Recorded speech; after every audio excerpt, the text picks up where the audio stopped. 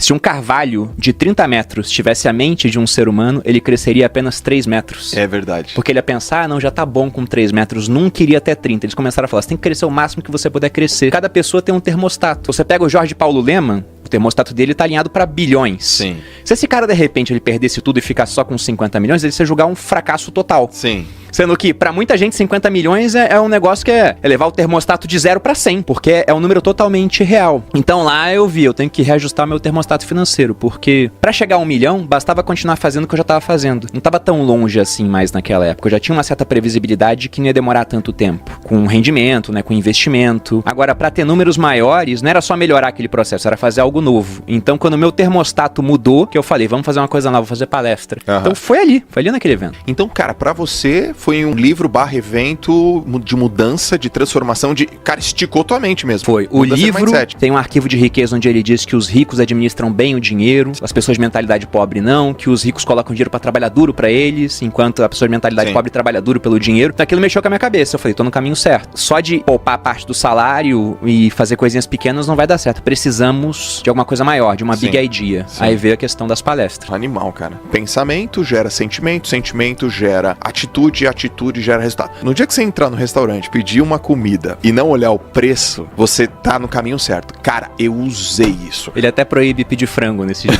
É verdade, é mais barato, frango. É verdade. Essa fórmula, pensamentos, sentimentos, atitudes, ações terminando em resultado, é muito usado hoje em dia, todo mundo fala disso. Sim. E eu não sei quem foi o primeiro, mas eu vi esse conceito primeiro, foi com o T. Harv Eker. E ele fala que tudo começa no pensamento. Até quando você fez o post pra divulgar o podcast, você falou, as coisas vão acontecer 2 vezes. A primeira na cabeça e depois no mundo real. E de fato, e ele fala que muita gente tem resultados ruins com o dinheiro porque tem pensamentos e crenças nocivas quanto ao dinheiro. E ele fala que grande parte dessas crenças, elas foram estabelecidas através de 3 coisas. Uma programação verbal, então aquilo que você ouvia as pessoas falando sobre dinheiro, e raramente você tem contato com pessoas ricas que entendem o jogo do dinheiro. Geralmente você tem contato com o pessoal que tá ali na classe média ou mais baixo do que isso, então geralmente o pessoal usa o dinheiro, aprendeu a usar, mas nunca estudou direito sobre como ele funciona. Então não costumam ser opiniões muito positivas. Além disso, você tem os exemplos, que é o segundo ponto. E qual que é o exemplo tradicional? Principalmente aqui no Brasil. Saiu uma estatística do Conselho Nacional do Comércio, CNC, ou Confederação Nacional do Comércio, não lembro agora, mas falando que 70% das famílias brasileiras estão endividadas. Então, por mais que, vamos supor que a prática verbal fosse positiva quanto a dinheiro, no exemplo, o normal no Brasil, ou pelo menos o comum, né, não deveria ser o normal, é as pessoas estarem endividadas. E o último ponto é uma experiência específica com grande carga emocional. Ele dá exemplos no livro, ele dá exemplo da mulher dele, que sempre que pedia dinheiro era pro pai porque a mãe nunca tinha. Sim. Aí o arquivo que ela tinha, quem tem dinheiro é o homem, né? A mulher não precisa ter dinheiro e toda vez que ela queria alguma coisa pedia pro marido. E aquilo gerava conflito entre eles. Ele dá o exemplo de uma moça que o pai morreu nos braços por preocupação financeira. A moça virou enfermeira, talvez até pra salvar o pai, né, inconscientemente, e toda vez que ela ganhava dinheiro, ela achava que aquilo era errado. E ele fala que esse é o ponto. Se você tem uma crença negativa quanto a dinheiro, se você acha que acumular patrimônio não é bom, você vai dar um jeito, né? Os seus pensamentos vão levar a sentimentos nocivos, a ações ruins, e o resultado vai ser você desperdiçar o dinheiro até que só sobre na sua mão aquela quantia que você julga ser adequada. Se você acha que é imoral ter milhões, você nunca vai ter milhões. Se por acidente a vida te der alguns milhões, o cara ganhando na Mega Sena, ele tende a gastar tudo até que só sobre o dinheiro que ele julga adequado. Sim. E é o que acontece mesmo. Historicamente, você pega pessoas que ganharam na loteria, a maioria, em 5 anos, tá de volta à situação inicial. Sendo que às vezes é dinheiro que você pensa assim, meu Deus, é tanto dinheiro, como é que o cara consegue gastar? Eu lembro que uma vez, tem tempo já, mas saiu na Record, uma entrevista com um cara que ganhou um prêmio da loteria gigantesco, antes do Plano Real também. E o cara, ele gastou tudo. Uma parte a inflação pegou, né? Inflação muito grande naquela época, mas ele contando a história dele, ele saía e pagava a conta pra todo mundo no restaurante. Ele não lavava roupa. Ele comprava roupa, sujava, jogava fora. O carro dava um problema, só tinha que trocar óleo aos 10 mil. Ele andava até os 30, o óleo virava uma graxa, fundiu o motor. Ah, tá bom, deixa o carro aí. Então o cara, ele desperdiçou tanto dinheiro que no final ele ficou sem nada. E aí perguntaram pra ele, qual é o seu arrependimento? Ele falou, não ter comprado uma casa pra minha mãe. Eu falei, meu Deus, o cara ganhou um prêmio gigantesco, não comprou um imóvel pra família dele. Então é esse o ponto, né? Ele fala, você não tem crenças alinhadas, você nunca vai conseguir acumular patrimônio. E aí ele fala pra você identificar esse teu modelo de dinheiro, porque esse seu modelo não é seu, ele só foi passado pra você. Então o ponto é que você não é uma gravação, que ele diz. diz. Você é o gravador. Se essa gravação não tá boa, você deleta e grava uma nova. Perfeito. E aí o que ele tenta fazer é colocar os arquivos bons no lugar dos arquivos ruins. Dinheiro é muito importante, de fato. Dinheiro traz felicidade, né? Você não acha que amor é mais importante que dinheiro, né? Ou saúde? Ele coloca isso aqui, uma coisa... Pode-se fazer duas coisas ao mesmo tempo, né? Não confunde as coisas. Ele fala, até o livro tá marcado nessa parte. É uma fala, um princípio de riqueza, né? Porque eles têm os arquivos mentais e dentro dos arquivos da explicação tem certos princípios. Tem uma hora que ele fala isso, é um arquivo onde ele diz: as pessoas ricas acreditam que podem ter ambas as coisas. A pessoa de mentalidade pobre, e ele sempre bota mentalidade pobre, porque às vezes você hoje não tem dinheiro, você se julga pobre, mas a tua cabeça não é de pobre. Você já tá com os arquivos mentais corretos. Então, daqui a 5 anos, tua situação tá muito diferente. Agora tem o cara que tá com dinheiro hoje, mas a mentalidade dele ainda é de pobre. Daqui a 5 anos, você vai ter que trocar de lugar com ele, né? O cara com mentalidade boa cresce, o outro decresce. É a questão do termostato que ele fala financeiro.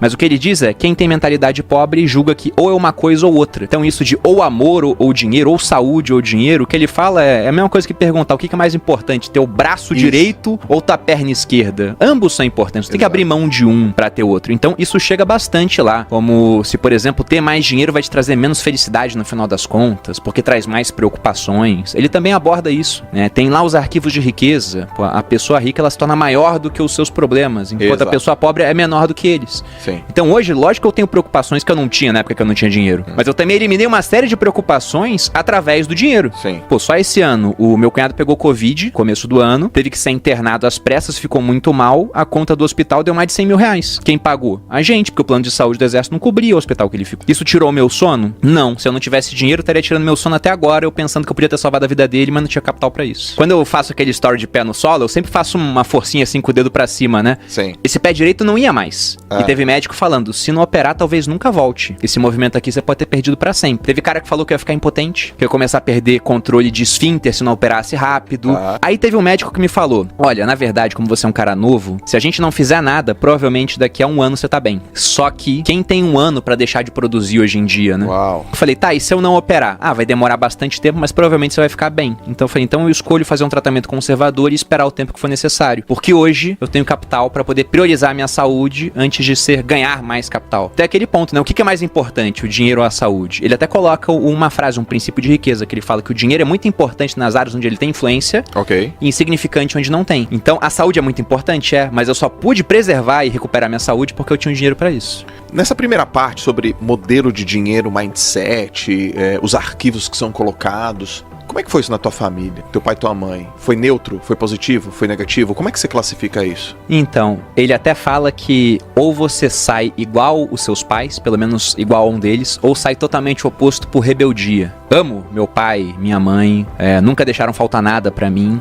mas também nunca sobrou muita coisa lá em casa. Porque dentro de perfis financeiros, né? A gente pode falar que tem um cara que é o financista, o cara que é o poupador. A Malu é uma poupadora de fábrica. Aí você tem a pessoa que é desligada com dinheiro, que é o meu pai, não ligava pra dinheiro. E tinha a minha mãe que era descontrolada. Então quando você casa um desligado com um descontrolado, dá ruim. Um não liga, o outro gasta muito. Então eu cresci numa família onde o normal era ter dívida. E olhando aquilo eu pensei, eu não quero isso pra mim. Então grande parte dos arquivos aqui, de fato, eu encontrava situações onde eu via, nossa, eu tive um exemplo negativo aqui. Por exemplo, em 96, os meus pais tinham celular. Ninguém tinha celular naquela época. Aquele grandão. Era um grandão, era pra falar entre eles e talvez com a Abílio Diniz, né? Porque era outra pessoa que tinha celular no Brasil. E era caríssimo. Era muito caro. Eu não sei por que cargas d'água eles tinham celular naquela época, mas tinham. Então vendo aquele tipo de coisa, eu falei, poxa, eu não quero me comportar igual os meus pais nesse aspecto. Em vários outros, minha mãe é uma pessoa ímpar, assim, em termos de generosidade. Meu pai é a pessoa mais culta que eu conheço. Meu pai fica me zoando de homem de poucas letras, né? Eu leio pra caramba e ele fala, homem de poucas letras, porque ele é muito mais culto do que eu. Só que nesse aspecto financeiro, eles foram um modelo que eu falei, eu tenho que sair diferente disso. Então, meu modelo de dinheiro não pode ser igual ao dos meus pais. O termostato deles estava marcado naquela época. Mudou ao longo do tempo, mas estava marcado para negativo, porque o normal para eles é não ter patrimônio e tá devendo. Sim. Então, quando eu vi aquilo, eu falei, eu tenho que mudar.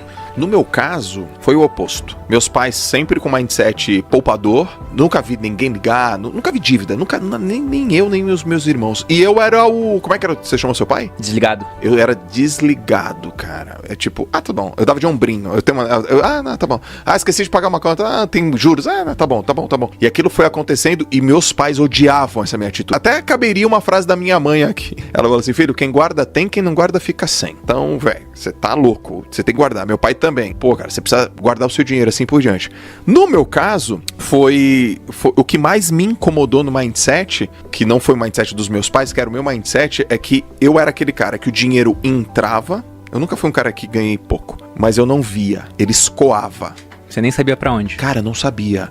Eu olhava assim e falei, eu ganhei 6 mil reais esse mês. Tô te falando assim, sei lá, 2005. Que era muito mais grana do que grana. hoje. Eu morava em Santos, sou educador físico. Você ganhava 6 mil reais no mês? 6.800. Em 2005, eu tava pra entrar no exército, eu entrei em 2006. O salário do oficial, depois que ele se formava, era 2 mil, eu pensava, cacete, 2 mil reais. O que eu vou fazer com isso? Me dá um pônei, né? E eu lembro que eu comentava com os amigos meus, pô, você tá ganhando quanto? Pô, eu ganho 6 paus, cara, 6 pau, e cadê? Eu falei, não sei. E eu guardava, sei lá, gastava 7, e era uma zona, uma bagunça.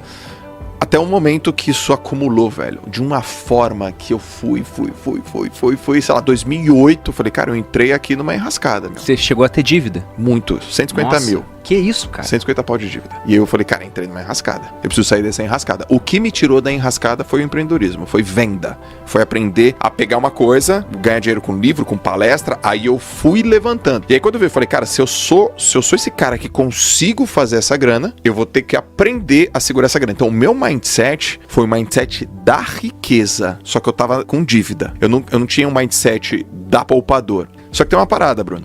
Eu errei e deu tempo. Você era novo, né? Eu era novo, cara. Então, olha só minhas condições. Eu era um garoto de 26 anos, 27. Não é tão novo assim, mas é um menino. Vamos dizer assim, eu me considerava um menino mentalmente falando. Mas eu morava com os meus pais, não tinha esposa, não era casado, não tinha filho. E as minhas dívidas eram dívidas relativamente bobas e simples. O quê? Um carro, uma coisa boba assim, né? E deu tempo de recuperar. Mas tem gente que não tem, né, cara? Não tem. Quanto mais novo você é, né? Vou parafrasear aqui o Ludovic von Mises. Falando de países, ele fala que o país rico, ele pode se dar ao luxo de adotar caminhos insanos por mais tempo que o pobre. E trazendo para pessoas, né? A pessoa rica ou a pessoa jovem pode fazer isso por mais tempo do que a pessoa não rica ou a pessoa que já tá com uma idade mais avançada. Porque, de fato, se você pegar uma fórmula de juros compostos, lá você tem o capital inicial multiplicado por uma taxa de juros elevada ao tempo. Então, o fator exponencial é o tempo, né? Quanto mais tempo você tem, melhor. Até eu gosto de falar que em filme de vampiro, todo vampiro é rico. É verdade. Por quê? Porque o cara, ele tem o tempo infinito, pô. Se ele investiu $1 lá no começo do século XIX, ele tá rico agora. Tem uma parte do livro que se encaixa justamente nesse teu começo até você mudar. As pessoas ricas acreditam na seguinte ideia: eu crio a minha própria vida. As pessoas de mentalidade pobre acreditam na seguinte ideia: na minha vida as coisas acontecem. Sim. Cadê o dinheiro? Tá indo. Foi indo, você deixou acontecer até uma hora que falou, não, pô, agora eu tenho que fazer acontecer então pra resolver. E aí você assumiu as rédeas da sua vida. Autorresponsabilidade, né? Cara, é muito simples, né? Eu lembro que tem uma peça de teatro antiga, eu tava lendo outro dia, até coloquei um trechinho numa aula que eu já dei, que o nome era Tea Party, né? Festa do chá. E aí tinha um trecho onde uma senhora, ela ia num psiquiatra, ou um psicanalista, não lembro agora. Aí ela tava refletindo sobre os problemas dela, né? Daí uma hora ela chegou com uma conclusão e o psicanalista aplaudiu aquilo, ela falando, eu acho que tudo na minha vida que tá dando errado é culpa minha. Ele falou, e por que você acha isso? Ela falou, porque se não for culpa minha, eu vou culpar quem? Deus? O destino, né? Forças superiores? Sim. Se for culpa deles, eu não posso fazer nada. Agora, se eu pensar que é tudo culpa minha, então tá tudo nas minhas mãos para que eu possa mudar. Exatamente. Basta assumir as rédeas da minha vida. E de fato é isso.